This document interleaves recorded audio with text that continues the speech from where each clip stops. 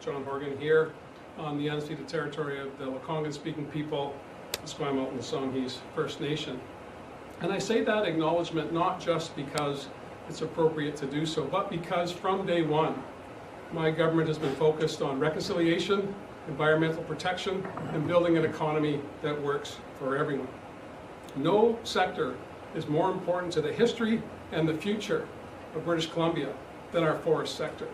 I was here last week with Minister Conroy talking about our intentions paper for the broader forest industry, interior, coastal, old growth, second growth, how we build a value-based industry where we can keep more communities intact and continue to have that success now and in the future. That does not change a past that has been focused on over many, many decades, decisions that have been made by successive governments on public lands to alienate those lands from the traditional title holders, Indigenous people, and also to not connect those trees, those forests, to the people that live in them. We're going to change that. We've made it abundantly clear since we were sworn in 2017, and the steps we've taken since September when we received the old growth report by Foresters Gourlay and Merkel, that we will implement all of the recommendations contained therein. But our forests are not just old growth, they're not just coastal, they're in every part of this great province. And managing those lands is the responsibility of government and title holders together. I was very proud to receive a declaration from the Huayet, the Dididat, and the Pachidat people earlier in the week, outlining their views and their vision for activity in their territories. Today, Cabinet has approved a request by the Pachidat to defer old growth forestry in Fairy Creek, as well as the Central Walbra.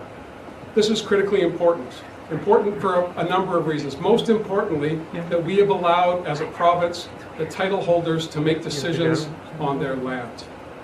You remember back in September, the province put aside, deferred 200,000 hectares of old growth right across the province. And at that time, the Central Walbran was going to be part of that deferral process.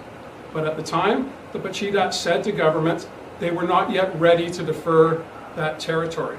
So we removed that from the inventory, had a dialogue, allowed the Pachidat to do their planning, to look at their needs over the long term. And I was very pleased to see that along with Fairy Creek, they also requested that the 2,000 hectares within the Central Walbran would also be deferred for the next 2 years while planning could be undertaken. These are monumental steps. I know it appears at the moment to be just another announcement by another premier. Well, these announcements are transformative for an industry that has been foundational to British Columbia's success and will be foundational to our future success. But it has to be done in a different way. It has to take into consideration the ravages of climate change. We've seen the impact of the mountain pine beetle to our interior forests. We've seen successive fire seasons that have been more horrific than the one before. All of this is a result of climate change. And our old majestic forests are at greater risk because of the size and the lack of water we're seeing spring after spring as we go through these changes and how British Columbia and indeed the world responds to climate action. So today I'm proud to have deferred these territories at the request of the title holders, and I'm very excited about the deferrals that will be coming later in the summer and all through the implementation of our old growth plan. I want British Columbians to understand absolutely clearly we are doing things differently in British Columbia. This is not your grandparents' forest industry. It will be your grandchildren's forest industry if we manage it correctly.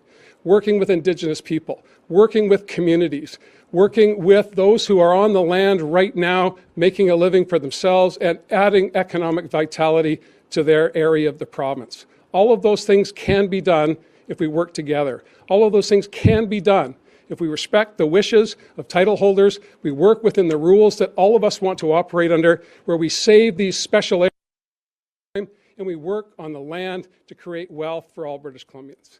Happy to take some questions.